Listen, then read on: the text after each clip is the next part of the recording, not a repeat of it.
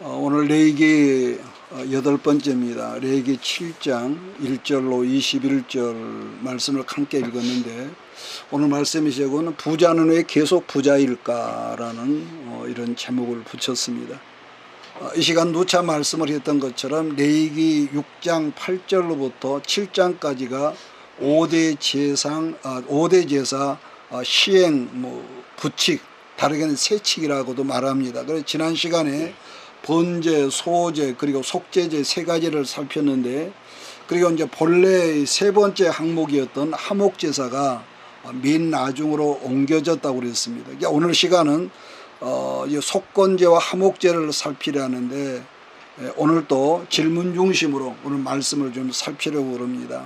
부칙이 존재한다는 내용이 뭔가가 첫 번째 질문이라면, 두 번째 이 속건제의 메시지는 균등하게 누구나 똑같이 분배하라는 것. 자, 그 다음 하목제의 정신은 그날에 먹으라는 것인데, 여러 차례 제가 강조를 했지만은 오늘 시간은 이 부분을 조금 더 심도 있게 찾아보려고 합니다. 첫 번째, 부칙이 존재한다 이유가 뭐냐인데, 실제로 그렇게 살았다는 것이죠.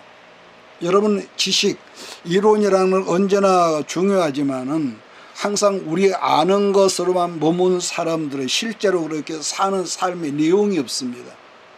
삶이 뒤따르지 않는 신앙은 이건 이제 문제가 있는 것이죠. 한 예로요, 여러분, 기도 생활이나 그래서 새벽 기도, 흔히 말해서 금식 기도를 말할 때 우리가 이론적으로는 많이 안단 말이에요. 근데 그것까지, 그러니까 그 이론적으로 할 때 그것도 우리가 얼마든지 할 수 있을 것 같은데, 그런데 기도 생활이 평소에 아예 없었던 사람은 실제로 그렇게 기도를 해보라는 거예요.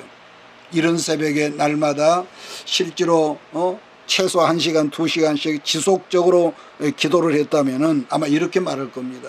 절대로 기도 생활이 쉽지 않다 말할 것이고, 아마 그 아침에 새벽에 1-2시간 헌신한 것 때문에 아마 하루 종일 쩔쩔 매는 그런 영향력이 있을 거란 말이에요. 자, 그러니까 레위기가 시작되면서 계속 5대 제사를 지금 말씀했지만은, 또다시 지금 7장에서 제사를 말씀했다는 것은 제사라는 예배가 그만큼 우리의 삶 속에 중요하기 때문이고, 실제로 그렇게 살았다, 이걸 이제 말씀하거든요. 옛부터 우리나라 장로교회를 정통, 장자교단 이렇게 말하지만은, 문제는 원칙은 분명하게 있을지라도 그렇게 살았다는 삶의 내용들이 없다면은 장로교회가 정통이 아니라 깡통, 골통이나 사이비하고 진배가 없을 것입니다. 이스라엘이 하나님께 제물을 드릴 때 먼저는 기억하십니까?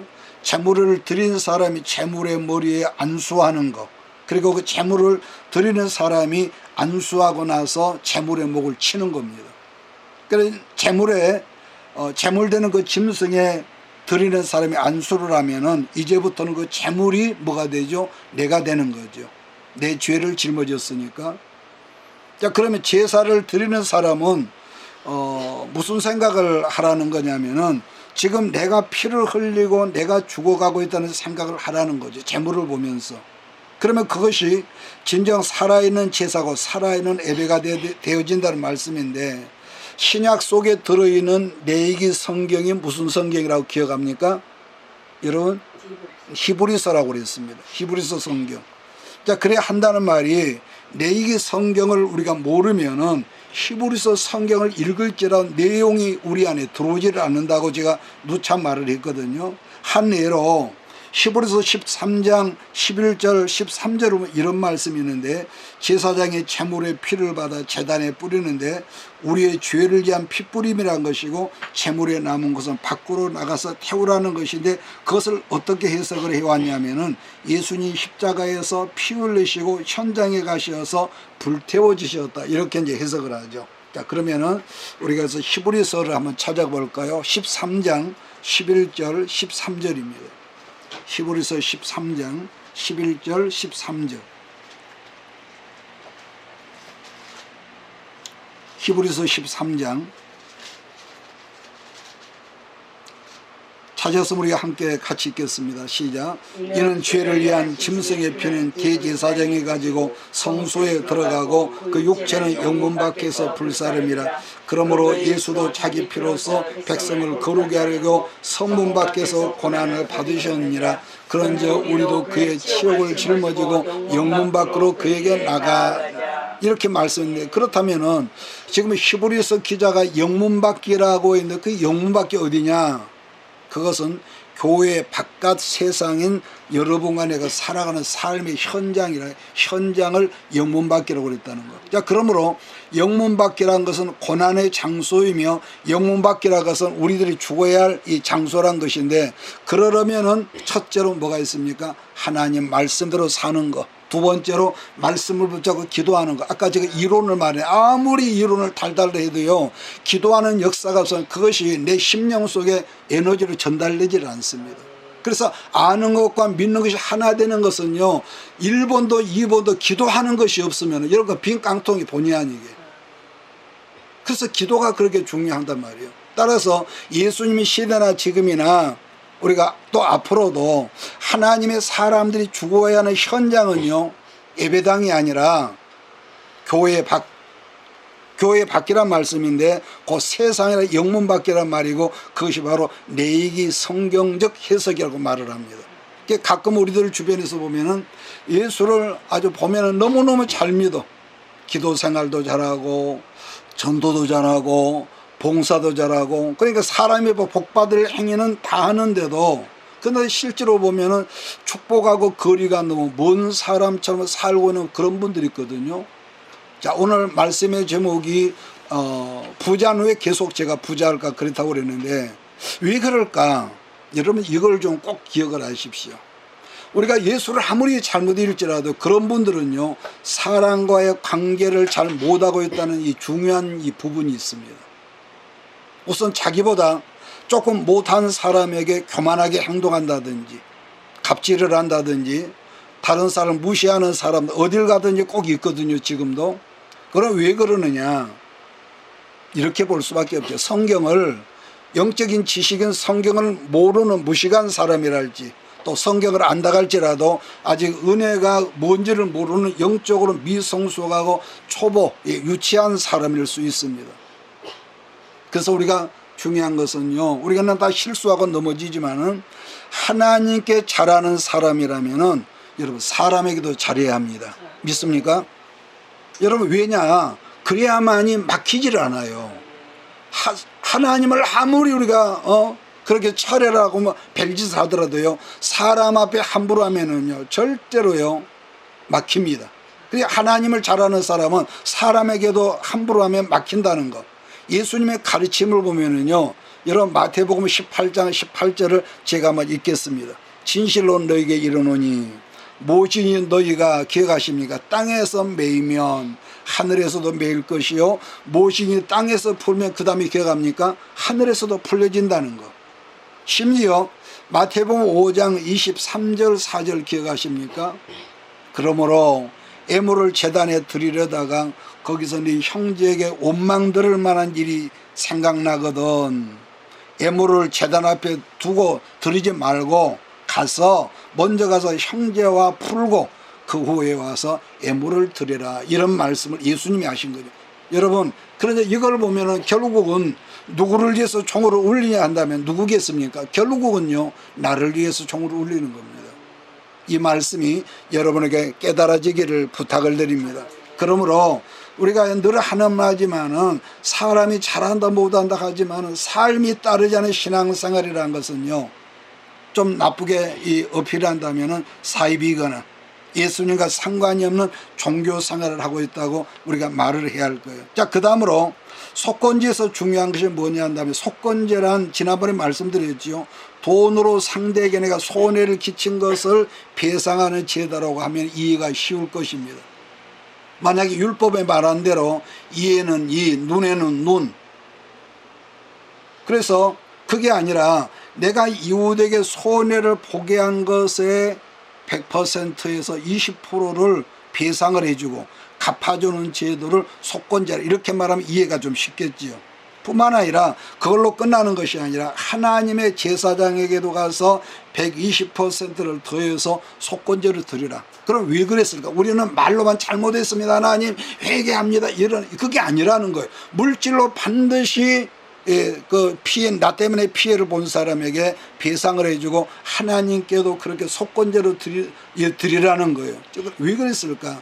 우리가 내가 잘못했지만 손해를 크게 이렇게 몇 배로 본다면은요, 그 죄를 내가 무서워하고, 지난번에 제가 자동차가 속도 위반한 걸 제가 말했지만은, 그렇게 해서 우리가 벌금 제도로 하면은 우리가 조심을 하지 않습니까?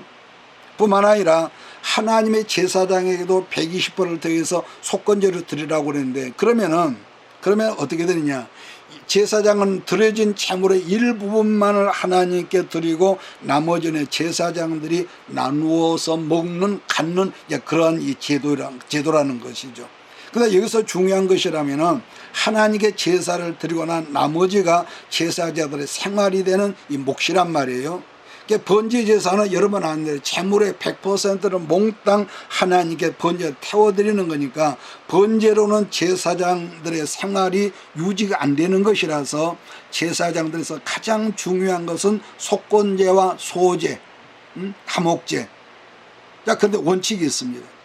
하나님께 드리고 난 나머지는 뭐가 있냐? 균등하게 나누라는 거. 균등하게. 똑같이. 그런 점에서 재물을 균등하게 나눈다는 것은 오늘날은 경제의 원칙이라고 말하지요. 따라서 속건제의 특징은 기름이, 오늘 본문에 있는 것처럼 기름이 섞여진 것도 있지만 마른 것도 되었고, 또 다른 특징 중 하나 유교병. 여러분, 다른 재물은 누룩이 들어가면 안 되지 않습니까? 근데 여기서 여기서 말하는 제사는, 속건제의 특징은 유교병 누룩이 섞여 있는 이것도 드리도록 허락을 했다는 거. 자, 본문에는 마른 것이라고 그러는데, 마른 것이라고 첫 번째로 거둔 우리가 농산물, 수확물이라는 거죠. 자, 8절로 10절 같이 읽을까요? 8절로 10절 시작.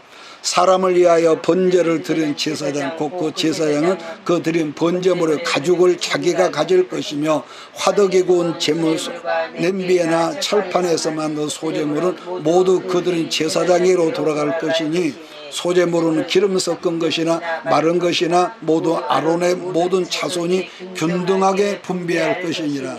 균등하게 나누라는 것은 은혜의 원리고 경제 원칙의 뿌리라고 말하는 것인데, 제사장은 순번제이기 때문에, 제사장이 한 사람이 아니라 여러 수많은 사람, 이 순번제로 돌아가는 것이기 때문에 오늘 제사를 담당해서 제사를 드리는 사람이 여러분 있었지 않겠습니까?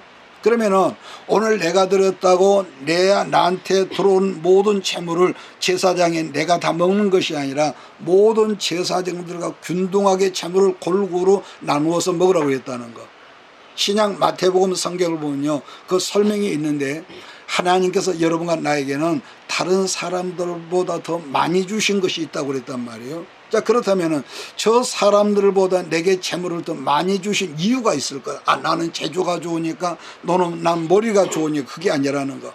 그 많은 재물을 나 혼자, 우리 집에서, 우리 교회만 쓰라고 주신 것이 아니라, 나를 통해서, 우리 교회를 통해서, 여러분 가정을 통해서 많은 사람들에게 하나님의 은혜가 흐르게 하는 통로며 하나님의 은혜의 강줄기가 되라는 의미에서 여러분과 나에게 더 많이 주셨다. 마태복음 20장 말씀 보면은 포도원 주인과 누가 나옵니까? 품꾼들이 여러분 등장하거든요. 오전 9시에 온 사람이 있고, 12시에 온 사람이 있고, 또 3시에 온 사람, 그 다음에 퇴근 직전에 5시에 온 사람이 있다고 그랬습니다. 그 당시에 통용되는 화폐가 데나리온인데, 한 데나리온이란 뭐냐면 하루에 온 가족이 먹고 살 수 있는 필요한 화폐 단위가 여러분 데나리온이란 말이에요. 그런데 중요한 건 퇴근 시간이 되어서 저녁 오후 늦게 온 사람부터 주인이 한 데나리온씩 품삯을 주니까 일찍 온 사람이 뭘 생각했다냐면은, 자기는 하루 종일 아침부터 땀을 흘리면서 일을 했으니까 더 많이 줄 알았는데, 한 데나리온만 주니까 주인에게 항의하는 내용이 있단 말이에요. 그러자 주인은 일꾼들의 하루 일당을 한 데나리온씩으로 약속을 했으니까 항의받아 할 이유가 없는 거죠. 그러므로 이 말씀의 핵심은 원망함에 불평하는 사람들 되겠지만 첫째는 누구겠습니까? 주인이라는 거. 자, 우리가 한번 찾아본 게 낫겠네요. 마태복음 20장 13절 15절입니다. 마태복음 20장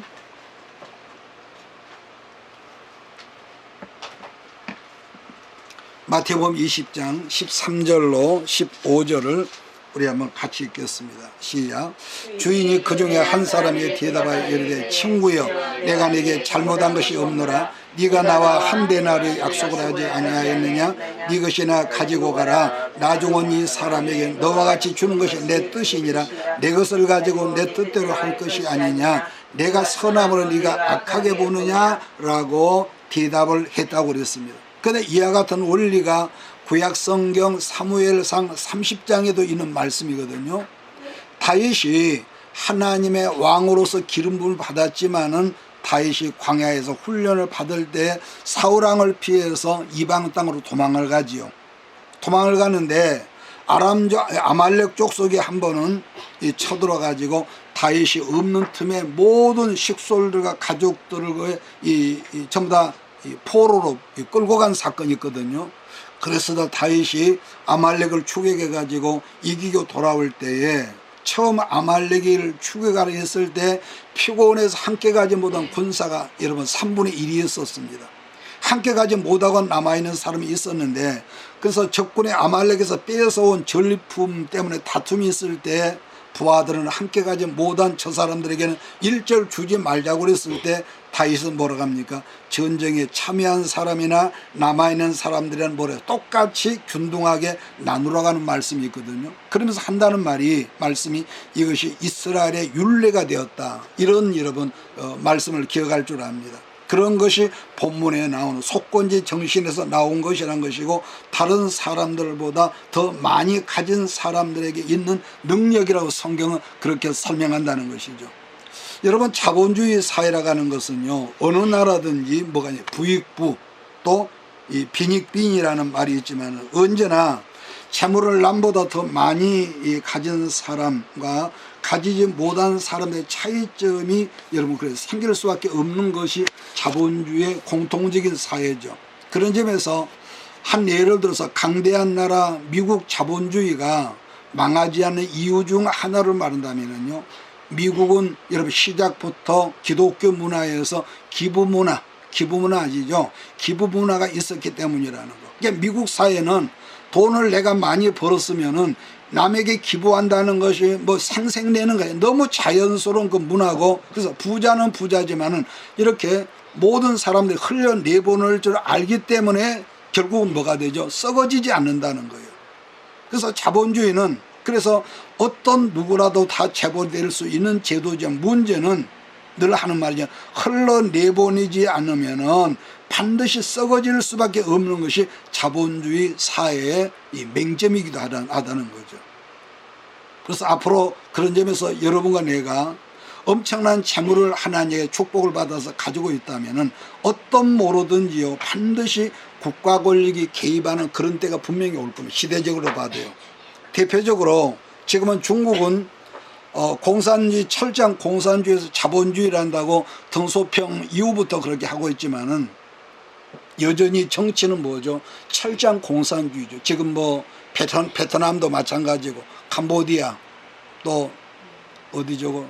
미얀마 또 다른 나라는 이슬람 종교 하에서 공산주의면서 자본주의를 하지만은 그 좌우지간 공산주의입니다. 그래서 돈을 많이 가지고 있으면은요 반드시 국가 권력이 개입을 하는데 대표적으로 중국은 자본주의를 하지만 여전히 아까 말한 대로 내막한 철저한 공산주의죠. 그래서 중국에 우리가 잘 알고 있는 유명한 기업가는 알리바바나 또 누굽니까 하웨이 같은 재벌들도 이 사람들이 어떤 삐딱한 말만 하면 권력으로 때려잡아 가지고 지금은요 그 사람들이 잘 보이지도 않아. 어떤 구실을 붙여서라도 재산을 거의 다 공산당에 빼앗겼을 거라는 거죠. 그러니까 내가 아무리 부자로 할지라도 국가 권력이 개입을 하면요 재물의 자유를 그때부터 잃어버린다는 거. 세계적으로 어떤 나라든지 이건 똑같습니다. 우리나라도 마찬가지고 똑같은데 좌파 정권이 들어서면은요 좌파 정권이 들어서면 뭐가 있느냐. 그런 경우는 뭐 비일비재하는데, 그래서 지금도 재물이 조금 넉넉한 사람들은 자연스럽게 우파인 보수 정권을 좋아하거든요. 이거 똑같습니다. 이거는 더 정치적인 멘트가 아니라, 반면에 입으로는 아무리 개혁 세력이라고 말하지만 좌파 정권의 사람일수록 재벌들을 싫어하거든요. 참 신기합니다. 지난번에 여러분 기억할지 모르겠어요. 대통령 선거 때 기억할지 모르지만은 좌파 성향의 당에서 레건 포스터를 보면은요, 삼성이나 LG나 또 현대자동차 이 그룹의 재산을 몰수해서 가난한 국민들에게 나눠주자는 문구가 포스터에 붙였던 걸 여러분 기억할지 모르겠는데요. 이게 공산주의 사상의 이런 모토입니다. 그러니까 지금 북한 같은 데는 억지로 농산물을 나누는 것이 아니라 국가기관에서 모든 농산물을 빼앗아 가니까 국민들이 땀 흘려 농사를 지어도요, 짓기는 하지만은 삶의 의욕이 없죠. 그러니까 정성으로 농사를 안 짓는 거예요. 예를 들어서 공산주의는 농사를 내가 아무리 잘 지어도 결국은 뭐합니까? 국가 권리에서 빼앗아 간다니까요. 여러분 보았겠냐? TV 뉴스에서도 우리가 보지만은 일반 국민은 못 먹고 살게 돼 빼빼야지만 살이 찐 사람들은요, 누굽니까? 한일의 돼지 같은 거 김정은이나 높은 관료들 뿐이다라는 것인데, 그런 게 얼마나 일반 백성들은 모순적이냔 말이에요. 그렇기 때문에 하나님 말씀이 여러분과 우리 가운데 들어오면은 알아서 나눠주라. 이게 성경이거든요. 알아서 나눠주라는 거. 옛날 경주의 차부자가 그랬다는 것인데, 내가 자발적으로 나눠주면은 국가 권력이 내게로 개입할 건덕지가 없죠. 왜? 안 쌓여있으니까.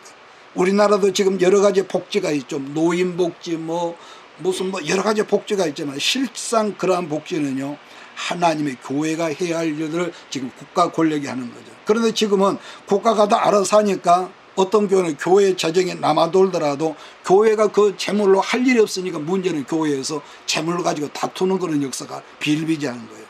그렇게 되면은 여러분, 앞으로 제가 분명히 말씀을 성경 중에서 했기는 알겠지만은, 복지에도 권력, 이 국가 권력이 점점 참여하는 것이 넓어진다는 거. 국가 권력이 복지에 참여하는 단위가 커지면 커질수록 국가도 백성도 결국 망하는 길로 들어설 수 있다는 것이, 대표적으로 지금 베네수엘라 같은데, 거기는요 지하자원이 그 대표로 석유거든요. 복지를 얼마나 퍼져가지고요, 좌파 정권이 들어서면서 처음에는 굉장히 백성들 인기를 얻었거든요. 그런데 지금은 완전히 나라가 거덜나 버렸어. 인플레가요, 계란 한 판 살려면요 니아가로 돈을 싣고 가야 산대. 거짓말 같은 사실입니다. 그러게 똑같은 재물이지만은 개인이나 하나님의 교회가 여러분 자기들 스스로 알아서 재물이 흘러가도록 선교하고 나눠주다 보면은 우리가 내가 베풀고 줌으로써 의욕도 생기고, 의욕도 죽지 않고 뜨거운 사랑도 있고 능력도 여러분 있는 거 아니겠습니까? 그런 점에서 자본주의 해독제나 공산주의 해독제라면요, 복음밖에 없기 때문에 복음으로 말미암아 주고 나누고 베풀고 섬기는 자세로 행해진다면은 아무리 큰 부자가 되어서 우리가 선교나 구제를 한다고 해도 결국은 하나의 영광이 되지만은, 우리가 국가 권력으로 말미암아 구제가 커지다 보면은 언제는 국가다 떨어져 백성도 결국 망하고 깨어지고, 요즘에 여러분 젊은 사람들이 직장에 갔다가 그만두고 몇 개월 동안 돈이 나온다는 거 있죠. 그게 굉장히 좋은 것 같고 위로한 것 같지만, 그것이 결국 정신을 썩게 하는 거예요. 일 안 해도 돈이 나오는데요. 그걸 또 사람이 이용을 하고 있고. 한 가지 특징은 보수 정권이라는 우파나 개혁을 말하는 좌파 정권이라도 결국 국가 권력이 커지면은요, 지금 우리가 보수 우파가 커진다, 좌파가 커진다, 똑같습니다. 커지면 커질수록 개인의 모든 것을 결국은요 간섭하게 되고, 어떤 명을 세금으로 가져간다는 점은요 인류 역사가 증명하고 있거든요. 그래서 앞으로 가면 갈수록 개인의 재산이라는 것은 결국은요 디지털로 통장에 적힌 숫자에 불과하다. 여러분, 중국처럼 공산주의나 사회주의 이 국가 권력이 커지면요 통장에 적힌 숫자들을 일시에 지워지는 것은 아무것도 아니란 말이에요. 아무것도 아니야. 지금은 여러분이 저 말이 무슨 하나님 말씀 무슨 저런 말을 하냐, 뚱딴지 같은 소리인가, 이렇게 할 수 있겠지만 잊지 말아야 하는 것, 여러분과 우리 후손들이 살기 위해서 언제나 늘 흘려보내는 훈련을 의도적으로 여러분, 그래서 제가 자꾸 성교를 강조하는 거예요. 여러분의 돈이 탐나서가 아니라. 그래서 왜냐, 아무리 좋은 물이라도요, 이렇게 흘러내버리자 고여있으면 뭐라고 하죠? 썩기 마련이고, 예수님과 땅의 재물을 쌓아두려 하면은 도둑과 뭐가 생긴다는, 동록이 생긴다는 거. 그래서 속건제 정신은 균등하게 나누는 정신이다. 공산주의에서 사회주의가 이렇게 처음에 파생되었는데, 그러면은 공산주의 시작이 어디서부터 됐느냐? 원인이냐? 여러분, 그게 아니 어디냐? 타락한 교회의 기독교 이 지도자들로부터 생겨나게 된 것이 공산주의야. 사도행전 2장에 나오는 거. 내 것을 내 것이라 이거. 시작은 얼마나 모토는 좋았죠. 근데 거기에 권력이 커지고 욕심이 커지니까 왕초들은 여러분 비계덩어리가 되고, 마찬가지로 지금의 이슬람, 여러분 이슬람도 그 원인을 보면은요, 우리 타락한 기독교의 지도자라 하면 생긴 게 현재 지금 이슬람 교회입니다.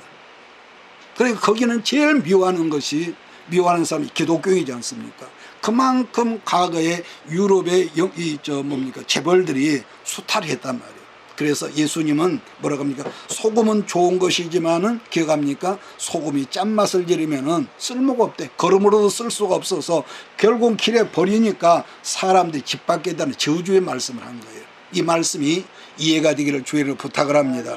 마지막 세 번째 화목정신인데, 화목제물은 거의 모든 물건들이 가능하다는 것인데, 기름 섞인 것이나 예를 들어서 마른 것이나 또 다른 것은 흠이 있는, 다른 제물에 흠이 있으면 절대로 하나님께 못 드리는데, 흠이 있는 건 불가이지만 화목제물만큼은 뭐 꽁지가 빠졌든지 설령 애꾸눈이 됐든지 흠에 상관이 없었습니다. 그러나 안 되는 것이 있었습니다. 너무 작은, 예를 들어 참새나 비둘기 같은 것은 언급이 없다는 거예요. 왜냐하면은 화목제 정신이란 한마디로 풍성한 공동체 식탁이라는 점이 특징이기 때문에. 그런데 화목제 안에 감사제가 있고 화목제 안에 서원제가 있다는 말을 여러분 기억할지 모르겠습니다. 레위기 7장 15절을 제가 보면요, 감사함으로 드리는 화목제물의 고기는 드리는 그날에 먹을 것이요, 조금이라도 뭐라 했습니까? 이튿날 아침까지 남겨두지 말하는 거. 자, 지난 시간에 한번 말을 했나요? 황소라 그러면은 500kg 이상짜리를 황소로 간대요. 그러니까 작은 황소가 500kg, 좀 크면은 800kg 이상이 되는데, 자, 그럼 여기서 500kg쯤 되는 황소를 우리 식구가 잡았다고 합시다. 우리 네 식구가 이렇게 잡았는데, 여러분 우리가 아무리 고기를 잘 먹는다 해도 여러분 우리가 어떻게 그걸 다 먹겠냔 말이에요. 자, 그렇다면 대략 100명을 식탁에 초대했다면은 한 사람당 5kg을 먹을 수 있겠냐? 이건 불가능할 거예요. 그래서 초청한 사람들 고기를 아주 너무너무 잘 먹는 셈치고 500kg 황소를 당일에다 먹으려면은 아마 최소 150명 정도는 그 공동체 식탁에 초청을 해야 한다는 거. 자, 그렇게 되면 자연히 뭐가 생기다 그랬죠? 인맥이 넓어진다.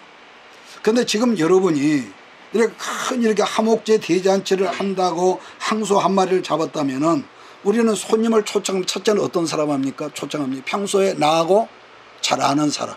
그죠? 모르는 사람은 초청할 수가 없죠. 잘 아는 사람을 100명쯤 초대한다면은 여기서 우리가 생각해 볼 때가 있습니다. 그럼 내가 지금 찬치라면 내가 지금 평소에 절친하는 사람이 100명이 있을까? 말은 쉽지만은 그게 쉽지는 않을 거예요.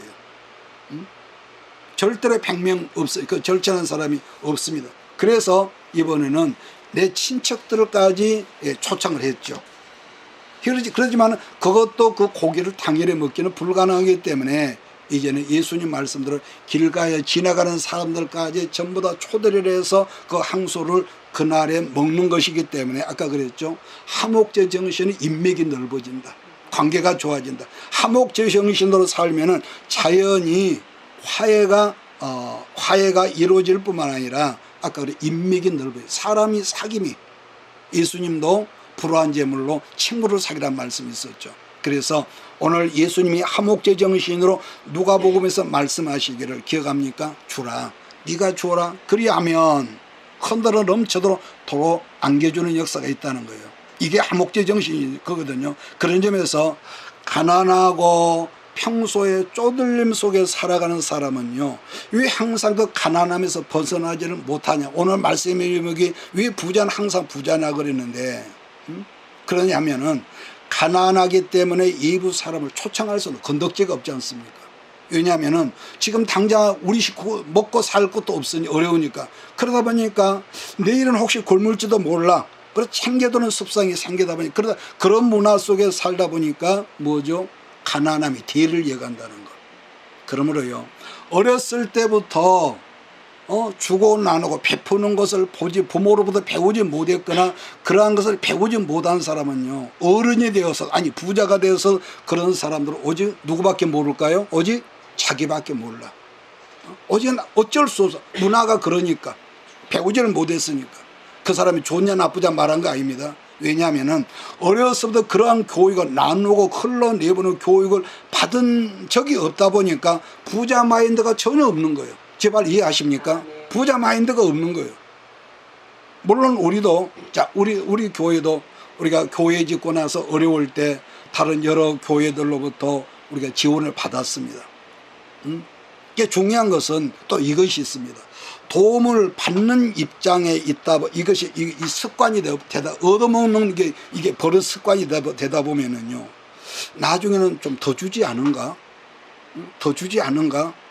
그래서 혹시 조금 무관심해지면 불평하고 원망하고, 이런 이상한 마인드가 생긴다는 거. 그렇기 때문에 하목제 정신이 여러분과 우리에게 없다면 누구라도 결론이 인간관계가 넓어질 수 없다는 점을 잊지 말아야 할 것입니다. 우리가 그냥 무료로 쓰는 카톡도요, 내가 보내지 않으면 주지도 않아. 사람 심리가 여러분 그래요. 그래서 하나님은 하목제를 드렸을 때 그날 저녁까지 다 먹으라는 이유가 뭔 줄 여러분 아셨지요? 할렐루야? 어제 대답들이 없어. 그걸 알아야 한다. 그래서 하나님은 하목제를 드릴 때 그날 저녁까지 다 먹으라고. 자, 그러한 정신이 자자손손 전통적으로 내려오니까 오늘날 유대인들이 가는 곳마다 어마어마한 일들이 벌어지고 있고, 지금도 전 세계 경제를 유대인들, 그들이 여러분 좌우지한다고 하지 않습니까? 자, 그 다음으로 살필 만 서원제가 있는데, 이 서원제사의 재물의 특징은 뭡니까? 그 다음날까지 먹을 수 있다는 거예요. 이 재물이. 그 말씀이 레위기 7장 16절 18절인데요. 같이 한번 보겠습니다. 그러나 그의 애물의 재물이 서원이나 자월하는 것이면은 그 재물을 드린 날에 먹을 것이요, 그 남은 것은 이튿날에도 먹되 그 재물의 고기가 셋째 날까지 남았으면 불사를 지니, 만일 그 하목재물의 고기를 셋째 날에 조금이라도 먹으면 그 제사는 기쁘게 받아들이지 않을 것이라. 드린 자에게도 애물답지 못하고 도리어 가증한 것이 될 것이며 그것을 먹는 자는 그 죄를 짊어지리라. 여러분이 한 예를 여기서 들면요, 사무엘상 1장 한나가, 여러분 아시지요? 작은 부인 그 분인나가 시집 오면서도 거기는 결혼한 날부터 한때부터 자녀를 뽕뽕뽕 낳는데, 큰 부인 한나는요 자식을 못 낳는 거야. 근데 하나님 앞에 기도함으로 말미암아 전혀 불가능했던 여인이 수태가 시작이 되고, 그 아들 이 사무엘로 인해서 그 어머니 한나가 이제 하나님께 서원제를 드리죠. 서원제 드리면서 그 다른 거나 숫소를 몇 마리 드는 거 생각납니까? 숫소를 3마리 드려요. 3마리. 자, 이런 걸 보더라도 하목제사인 서원제가 얼마나 많은 재물을 하나님께 드렸다는 것을 성경은 말씀해 주고 있는데, 숫소라면 말 그대로 큰 황소 3마리란 말이에요. 그런데 먹고 남은 하목제 음식은 남겨두지 말고 모두 태워버리라고 그러는데, 그럼 이건 또 무슨 말이냐? 버릴 것이라면은, 버리려면은 누구든지 먹을 수 있게 모두 다 뭐죠? 나눠줘라, 이런 의미거든요. 그러니까 반면에 세상의 원리라고 해서 동서양 어디를 막론하고 우리가 먹고 남은 것은 모두 쌓아두죠. 마찬가지로 광야에서 40년 동안 단 하루도 빠지지 않고 내려주시는 만나를 음식도 오로지 일용할 양식 하루치였단 말이에요. 그렇기 때문에 모든 우리가 나누지 않고 쌓아두려고 하는 것은 뭐죠? 하나님이 없는 불신앙이라. 불신앙. 예를 들면은 지금 있는 것도 하나님이 주셨지만은 그러나 다시 안 주실지도 모른다는 것은 불신앙적인 거죠. 그래서 어떤 목사님이 그런 말을 했습니다. 교회 땅을 샀는데 땅을 샀는데 계약에서 잔금 치를 날이 몇일 남았대. 격리를 담당하는 재정집사가 와서 목사님 결전 날이 내일 모레인데 돈이 없어 어떡하요? 목사님이 했던 유명한 이 유머가 있습니다. 아무개 집사 돈 없다 하지 마라. 돈이 안 보인다 말을 해야죠. 그러니까 목사님이 죄송합니다. 돈이 안 보입니다. 그랬더니 진짜로 그 다음날 희한하게 그 돈이 들어 간증을 여러분 한번 한 걸 제가 기억하거든요. 그래서요. 하나님께서 문을 여시면 그래서 늘 말하죠. 우리가 열심히 살고 돈 벌고 감남에서 입 벌리라는 것이 아니라 내가 할 수 있는 걸 열심히 해야 합니다. 맞습니까? 땀 흘려 일하라는 거예요. 기독교는 철저히 땀 흘리라는 거거든요. 그러나 땀도 흘리고 일해야지만은 하나님이 일하실 수 있게 하려면은 뭐 하죠? 내가 그분 앞에 나가서 무릎 꿇고 기도하고 울며 달라고 해라. 왜? 그분 우리 아버지니까. 아버지니까. 그러잖아요. 맨날 네가 네 힘으로 해봐라. 해봐라. 그러니까 옛날 이런 말 재미있게 했습니다. 서숙이 100번 굴러봤자 호박이 한 번 굴러면 잼이 안 된다는 거예요. 그러니까 만나란 오늘 주셔서 먹었지만 내일도 하나님이 주신다는 음식 아니겠습니까? 그런 점에서 창세기 성경을 보느라면은 여러분 계열이 둘이 있죠. 셋 계열이 있고 여러분 가인 계열 라인이 등장하는데 가인 계열의 라인은 계속 쌓아두는 것이 나오죠. 왜? 불안하니까요. 자기 이름으로 성을 쌓지만 여전히 불안한 거는 그래도 계속 쌓다 보니까 결국은 그들이 뭘 쌓습니까? 하나님을 대적하는 바벨탑 성을 쌓더라는 것이죠. 그런 반면에 하나님의 계열이라는 계열의 새 계열을 본다면은 그들이 옮겨가는 곳마다 제사인 예배를 드리고 여호와 하나님을 높여드리고 그러면서 그들이 어떻게 삽니까? 나그네로 이렇게 장막을 치고 살거든. 그걸 왜 그랬을까? 날마다 하나님이 부어주시는 은혜를 계속 그들은 체험을 했거든요. 이게 세상 끝나는 그날까지 흘러가는 하나님을 내 왕으로 삼고 사는 사람의 흐름과 하나님이 없는 자기가 왕인 사람의 흐름의 두 줄기라 보거든요. 제가 저번 날 어떤 책을 보았더니 일본에 대한 책이 나왔습니다. 일본은 우리처럼 여러분 극동아시아지만은 거주하는 집들이 한국보다 훨씬 적다고 그래요. 저는 일본은 안 가봤는데 아파트도요 우리가 사는 데는 뭐 아주 크죠. 근데 일본은요 워낙 그 땅값이 비싸고 보니까 집들이 적으니까 특징이 뭐가 있냐, 냉장고가 너무너무 적다. 그래서 가끔 일본 여자들이 한국에 시집 와보면 입을 딱 벌린대. 이렇게 집이 크냐고, 냉장고가 이렇게 크냐고. 근데 하나뿐이 아니잖아요. 그래서 일본 사회에서 냉장고를 집에서 2개 쓰는 집이 드물다고 그러거든요. 별로래. 엊그저께 내가 아는 어떤 목사님의 대화를 하는데 이사를 가는데 우연히 말하기를 우리는 이사 가려면 냉장고를 버려야 한다. 무슨 냉장고? 뭐 2쪽짜리 큰 거 있잖아요. 뭐 지펠 같은 거. 이것이 7개가 넘는데 7개. 거기다 김치 냉장고도 있고. 그래서 그 말을 듣고 여러분 제가 웃었는데요. 지금 우리 집만 하더라도요 냉장고 몇입니까? 큰 거 지금 2개 하고 김치 냉장고 3개란 말이에요. 근데 이런 걸 성경적으로 본다면 이것은 범죄에 가깝습니다. 불신앙이다, 불신앙. 버릴 것은 버리고, 우리 집도 보니까 버릴 것은 늘 버리고 끊임없이 나눈다고 그러죠. 그래도 냉장고 문을 열어보면은요 냉동고도 마찬가지고 냉장고도 마찬가지고 김치 냉장고도 부흥이 돼가지고 너무너무 부흥이 차고 넘쳐. 아주 넘치는 거예요. 그래서 다시 말하자, 쌓아둔다는 것은요 성경적으로 보면은 이건 탐욕이라는 거예요. 쌓아둔다는 것은. 그런데 말씀을 끝내겠어요. 성경적으로 탐욕인데 탐욕에는 뭐가 있어요? 반드시 징벌이 있거든요. 요즘은 냉동식품을 먹고도 식중독에 걸린 사람이 많다고 하는데 냉동을 오래 하면 자체적으로 독성이 생긴다고 그러죠. 독성. 그뿐 아니라 냉장고에 오래두면은 넣어뒀던 모든 식품들이 결국은 변질이 되어서 맛도 없을 뿐더러 여러분 비위생적이라고 그러죠. 그래서 예수님께서 허락하신 만나의 원리라고 하는 것은 너무 쌓아두지 마. 우리가 일월양식. 막 이렇게 말하면 여러분도 아이고 나는 목사님 돈 걱정 안 하면 아니 나도 그런 점은 있어요. 그런데 중요한 건 있습니다. 쌓아두라고 그러면 우리에게 물질 부자 만든 건 아니라고. 자, 누가복음 12장 말씀 읽고 오늘 말씀 끝내겠습니다. 누가복음 12장을 보면은요, 어리석은 부자 영감에 대해서 예수님 말씀한 게 있거든요. 누가복음 12장 16절입니다.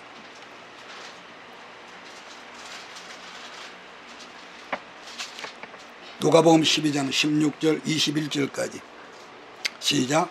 또 비유로 그들에게 말하여 이르시되 한 부자가 밖에 소출이 풍성하여 심중에 생각하여 이르되 내가 곡식 쌓아둘 곳이 없으니 어찌할까 하고 또 이르되 내가 이렇게 하리라 내 곡간을 헐고 더 크게 짓고 내 모든 곡식과 물건을 거기에 쌓아두리라. 또 내가 내 영혼에게 이르되 영혼아 여러 해 쓸 물건을 많이 쌓아두었으니 편안히 먹고 시작 즐거워하자 하리라 하되 하나님은 이르시되 어리석은 자여 오늘 밤에 내 영혼을 도로 찾으리니 그럼 내 준비한 것이 누구의 것이 되겠느냐 하셨으니 자기를 위하여 재물을 쌓아두고 하나님께 대하여 부여하지 못한 자가 이와 같으니라. 아멘. 하나님의 첫 번째 사역이었던 가나말 혼인집 포도주 사건이나 누가복음 5장의 시몬 베드로의 어장배 알지요. 여기서 중요한 것은 빈배상에서 중요한 것 뭐냐, 이것은요 우리가 비어있지 않으면은 전능하신 하나님의 은혜가 우리가 채워질 수 공급받을 수 없다는 거. 그래서 심령이 깨끗 청결한 자가 하나님을 본다고 했듯이 나는 여러분들이 부요를 난 다 부자 되기를 축복합니다. 그러나 그 부요가 내 혼자 여러분 먹고 마시는 것이 아니라 우리가 늘 여러분 이 말이 지금 우리가 생활이다 그가 거기 때문에 어울리지 않은 말이겠지만은 목적 하나님의 목적은 바로 나눔이란 말이에요. 나눔. 그래서 이건 교회도 마찬가지고 여러분의 가정도 마찬가지고 사업도 마찬가지고 며칠 전에 우리는 지난주에 어떤 그 기도원에 갔어요. 근데 기도원의 특징 헌금을 요구한 게 없습니다. 수백 명이 모이는데 알고 보니까 기도원 원장님이 자기 사업이 여러 개가 있어요. 회사가. 그래서 오늘 이번에 노예 때 그걸 선물하려고 여러분 그 곰탕국수를 20개 사서 차에 지금 넣어놨는데요. 거기서 나오는 모든 이득을 전부 다 운영비로 쓰는 거예요. 한 달에 경기서만 2천만 원이 나오는데 그 모든 거 그냥 먹고 사는 게 얼마였어. 그래서 그걸 볼 때 이타주의는 바로 저것이구나. 내가 거기서 참 깨닫고 내가 배우고 감사하고 존경스러우고 아무나 말은 쉽지만 누구나 할 수는 어렵거든요. 그래서 하나님 하나의 모델입니다. 그러면서 제가 감사를 했는데요. 여러분도 부자가 되십시오. 그러나 선교하고 구제하는 것을 인색하지 말고 항상 흘러내보내는 여기 우리 교회의 모든 이 표대가 있어야 할 줄 믿습니다. 기도하겠습니다. 이것이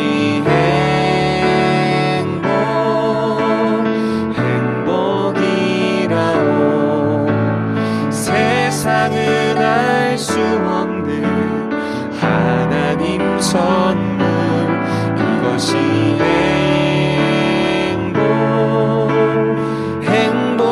행복이라오. 하나님의 자녀로 살아가는 것. 이것이 행복이라오. 이것이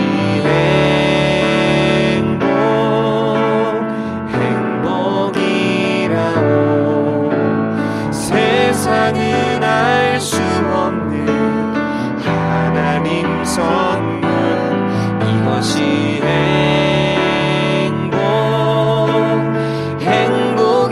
행복이라오. 하나님의 자녀로 살아가는 것. 이것이 행복이라오.